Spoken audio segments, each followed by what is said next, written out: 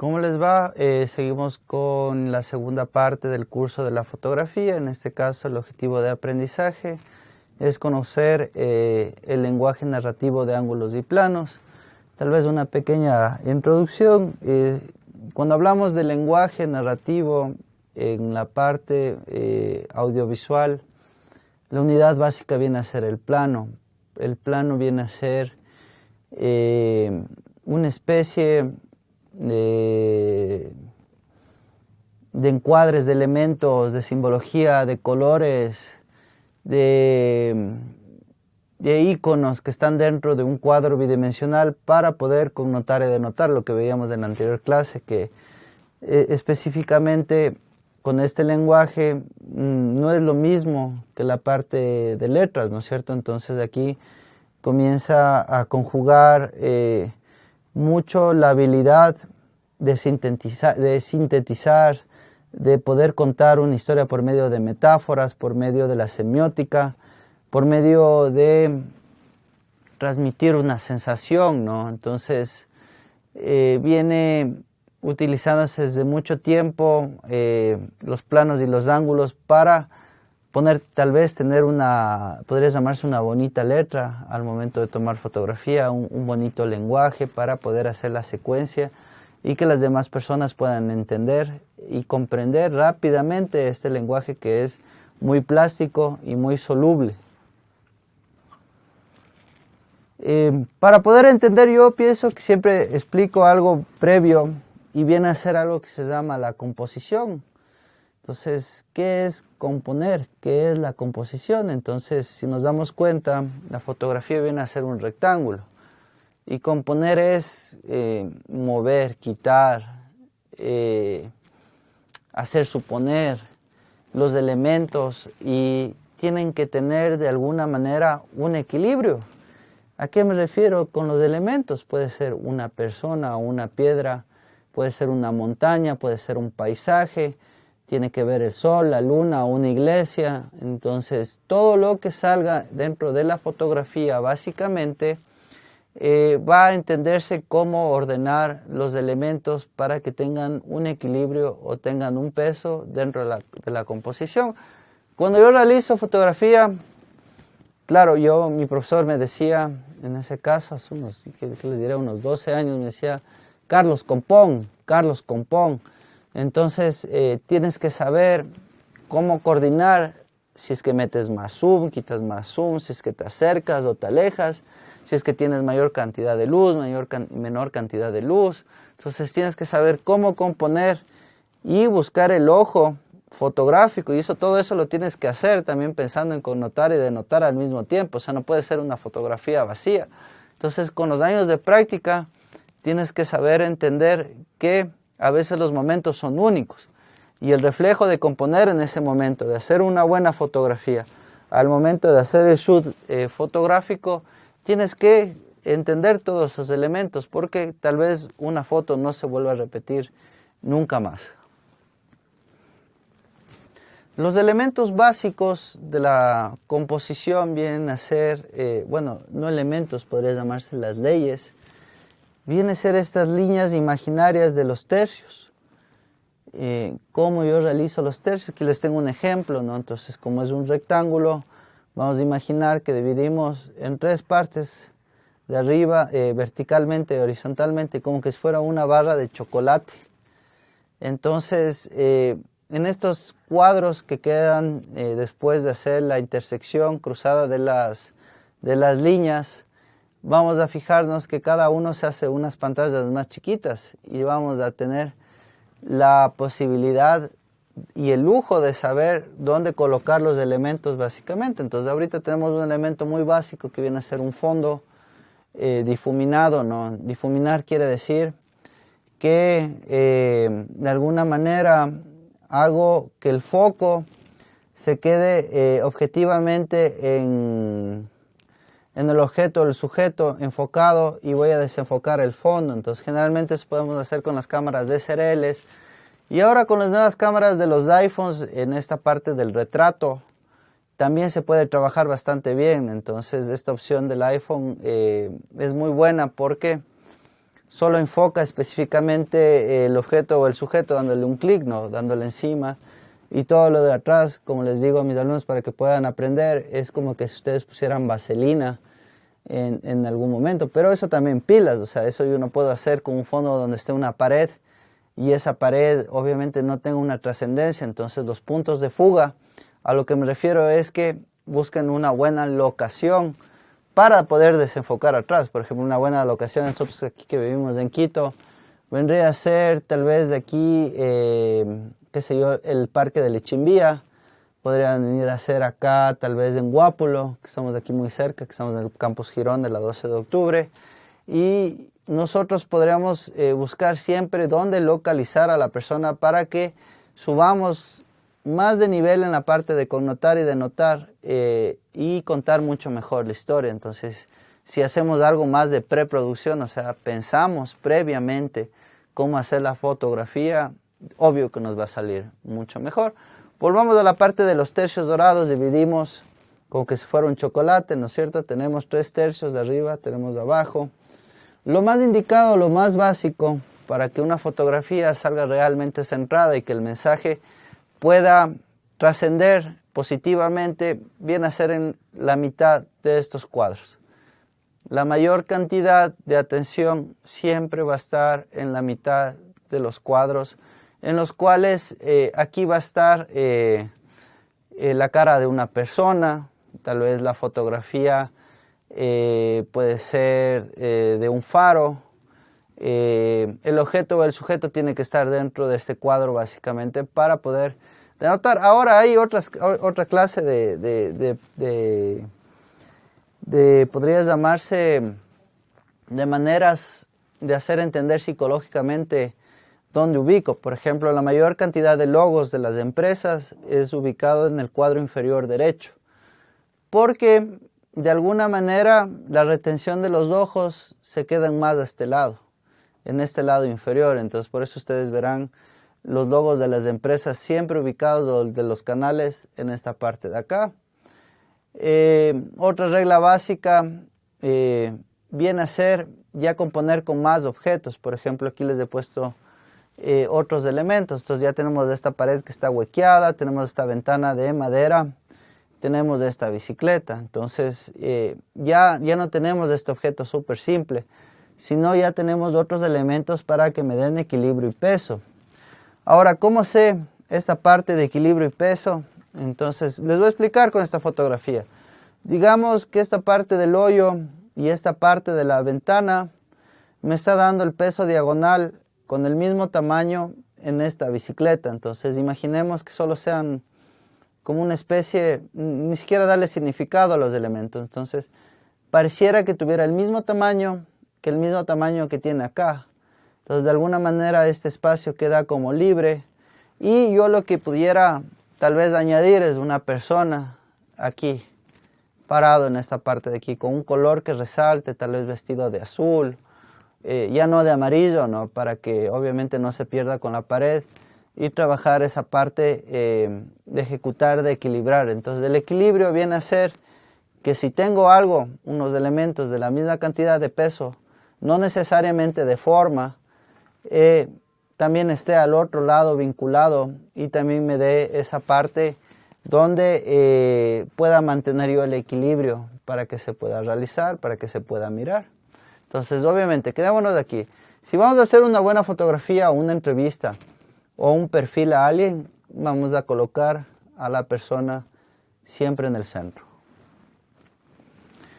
La segunda ley, tal vez una entrevista un poco más formal, algo que se vea ya no tan como preproducido, sino algo un poco más natural. Existe la ley de la mirada. Entonces seguimos con los tercios dorados, ¿no? De arriba hacia abajo. Es interesante esta ley para algún tipo de entrevista, digamos así.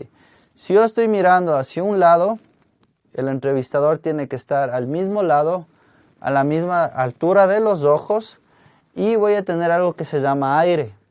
Entonces este aire de aquí, ustedes ven donde está la flecha, me da un espacio de relación, ¿no? Entonces sé que este elemento está completamente ocupado por acá, y si voy a hablar o voy a mirar hacia ese lado, puedo hacer que el espacio me dé la sensación como que existiera una conversación o se está fijando en algún tipo de persona. Entonces, dentro del encuadre es muy manejado esto para que estéticamente se pueda ver más para una película. No sé si ustedes han visto este tipo de diálogos o algún sentido más de nostalgia también se podría trabajar, ¿no? Porque estamos ahorita en un plano medio. Si estuviera un poquito más cerrado, tal vez vendría a ser un cuadro más dramático. Pero básicamente lo que se refiere a la ley de la mirada es cuando la persona y está pegado, digamos, casi está pegado al lado contrario de donde está la mirada, va a dejar un espacio, entonces se ve bonito, compone bastante bien, se entiende que está una foto bien realizada. Bueno, como les explicaba al comienzo, o sea, para poder contar este lenguaje narrativo se inventaron los planos y los ángulos. Entonces, ustedes deben saber, hay infinidad. Aquí vamos a ver las cosas de las herramientas más básicas, las cuales pueden tener una divergencia a otro tipo de ángulos o a otro tipo de planos. Entonces, por ejemplo, tenemos el primer plano, que viene a ser para mí muy importante. Tenemos el plano largo, puede diverger a la parte del plano panorámico. Por ejemplo, también tenemos el plano picado, en este caso ustedes pueden ver el plano paralelo, pero vamos a ver uno por uno, pero los más interesantes, los más importantes para tener una bonita formación narrativa audiovisual. Para mí el primerísimo plano, ahí se me ha ido una P, realmente es PPP, primer plano, viene a ser la parte donde se cuenta dramáticamente la acción del personaje. Entonces, todo esto nace desde Hollywood, de las divas, ¿no? Los bonitos rostros, tal vez los pésimos rostros, porque esta parte de la estética o antiestética es un sentido solamente de construcción social, básicamente, pero tiene que ver más con la gestualidad. Entonces, en la cara tenemos 54 músculos, los cuales nos hacen entender microgestos y subconscientemente entendemos cuestiones como tristeza, como dolor, como amor, como ya me quiero ir, como que estoy muy a gusto, siento hambre, siento frío. Entonces obviamente no voy a sacar un ejemplo con una espalda. Entonces a la espalda no va a decir nunca nada. Entonces obviamente estos 54 músculos que hacen la gestualidad va a estar dependiendo mucho del rostro. Entonces, obviamente, si hacemos que una persona tiene dolor, no le voy a hacer que se pegue en la rodilla el golpe, ¿no? Entonces, ¿dónde voy a convocar el dolor? Yo voy a convocar en la cara, en la parte gestual, ¿no? Entonces, vamos a meternos este plano en la cabeza. Entonces, viene a ser la parte dramática para contar dentro de este lenguaje. El otro importante es el plano medio. Plano medio viene a decir que viene a ser desde la coronilla hasta la cintura. Este plano nos ayuda a tener unas conversaciones. Podemos poner el ejemplo, el de las películas, donde están las personas teniendo discusiones sobre la mesa, en los noticieros. Gente que se encuentra, siempre se va a ver en plano medio, para poder hacer el famoso plano y contraplano. Entonces ustedes sabrán que el plano y contraplano es colocarse la cámara sobre el hombro, sacan un poquito de la oreja y le ven a la otra persona estar ahí, ¿no? Como que están conversando, y viceversa. Si utilizamos el hombro derecho, vamos donde la otra persona, el hombro izquierdo, sacamos también un poquito de su oreja y le vamos a ver a la otra persona en plano medio, ¿no? Y trabajamos. Ahora, ¿qué es lo importante? Entonces, por ejemplo, dentro del plano y medio, yo tengo unas reglas básicas. Yo siempre trato de que no se vea más cantidad de información la cual no quiero que se vea, pero en este caso sí justifica el árbol, se ve bonito, cómo crece. Entonces las reglas clásicas a las dependientes siempre van a cambiar. También tiene que ver cuál es su visión y qué es lo que quiere comunicar. Entonces ahora yo lo que recomiendo básicamente es siempre cuando vayas a hacer un plano, por ejemplo el primer plano, es fijarte a 2 dedos de donde comienza la cámara hasta el mentón Bueno, en este caso plano medio viene a ser 2 dedos desde la cabeza hasta la cintura, básicamente. Ahora, entendamos lo que es el plano general.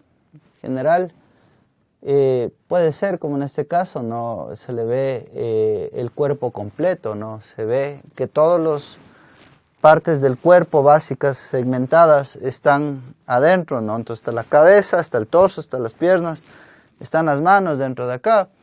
Pero realmente el plano general viene a ser el plano de la ubicación.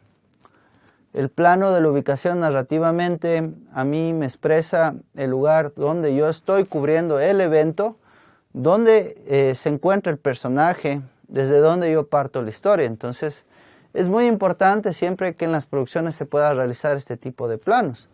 Ahora en este caso, si yo tengo un smartphone y yo tomo la fotografía verticalmente, no me va a funcionar muy bien porque necesito que sea panorámico, necesito que sea 16:9, necesito que se vea el lugar entero para poder transmitir y sentir la empatía que me siento ahí. Entonces, obviamente, un plano general me ubica. Entonces, si yo voy a Francia, yo para darme cuenta necesito que se le vea a la persona y detrás la Torre Eiffel para que yo pueda identificar que si yo estoy aquí en la Universidad Politécnica Salesiana, me tomo afuera donde está el nombre, donde dice la universidad.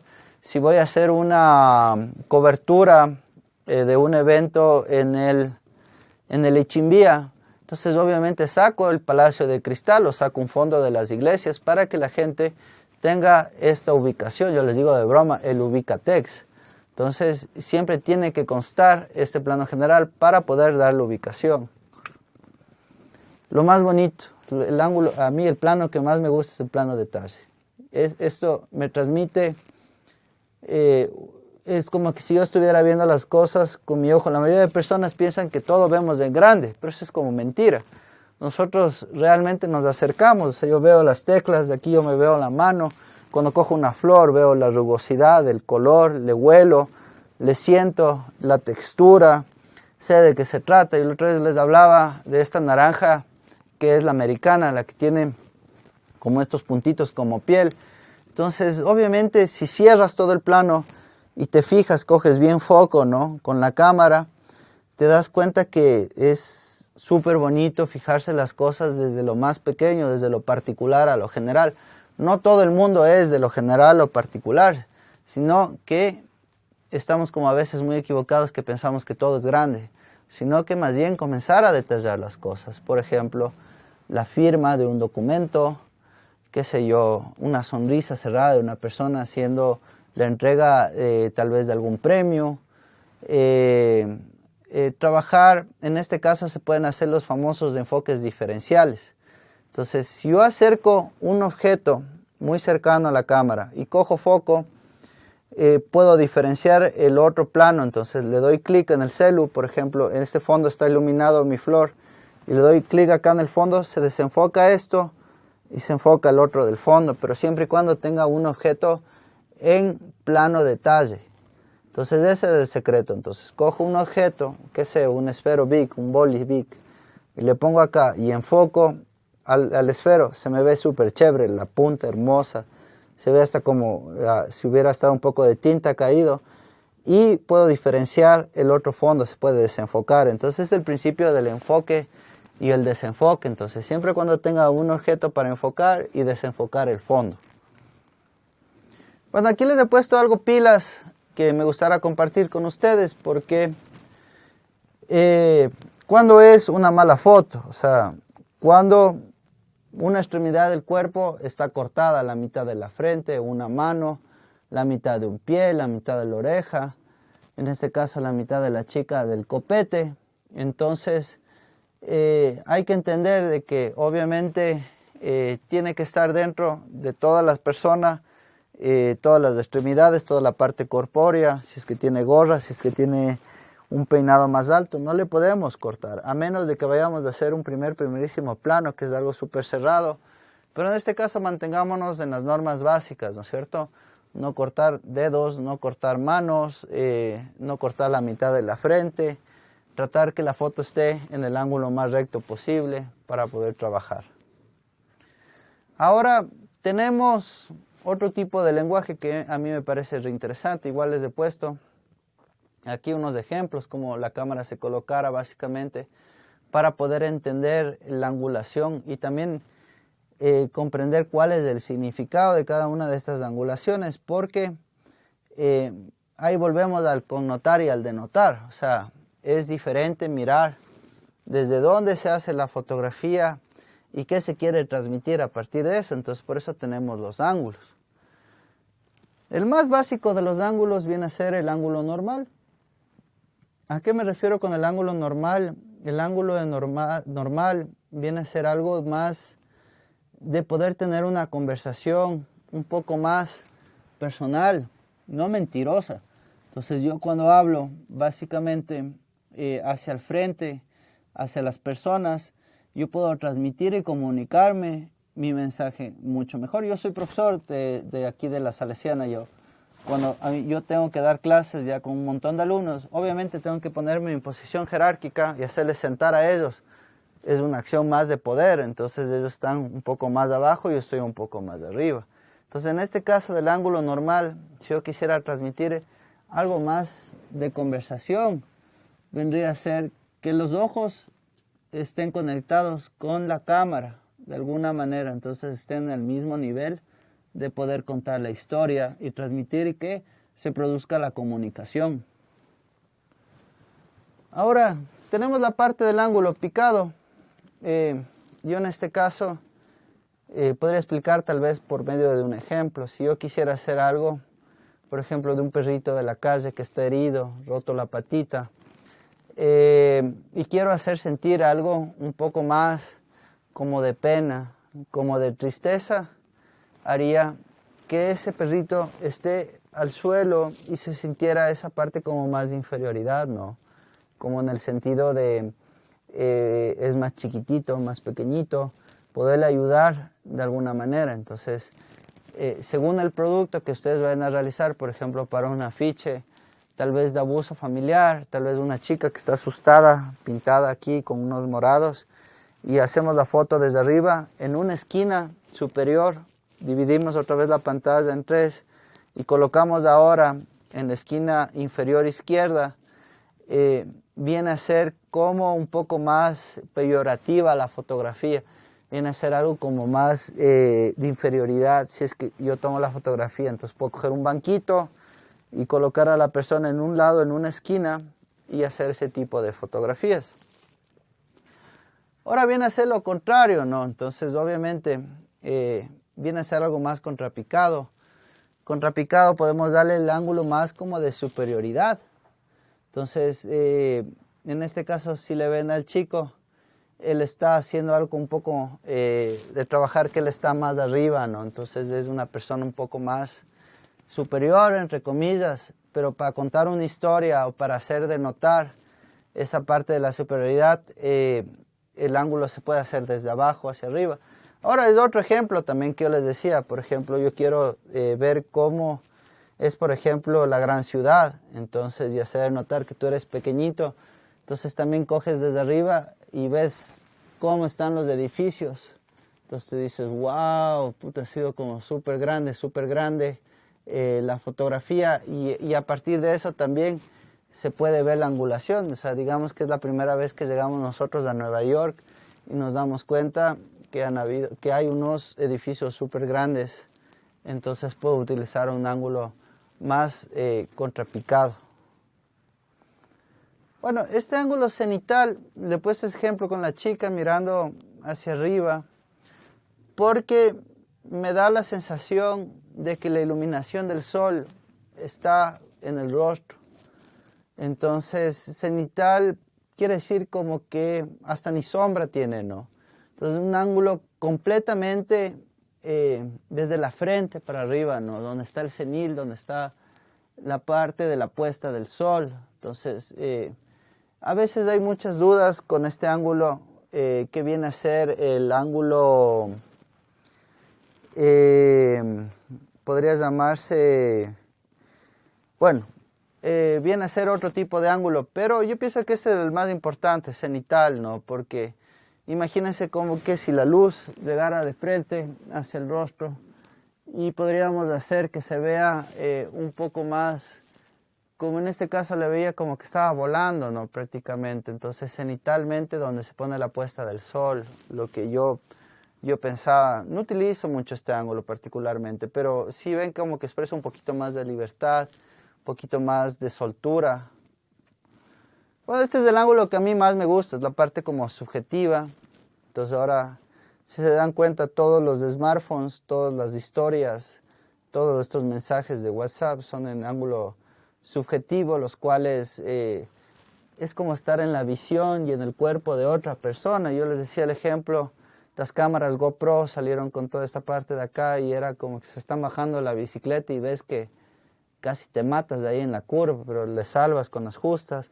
O poder hacer los ángulos de los ojos de una pantera. Entonces yo me imaginaba, imagínate cómo grabar con los ojos de una pantera, tienes que simular el movimiento y hacer subjetivamente.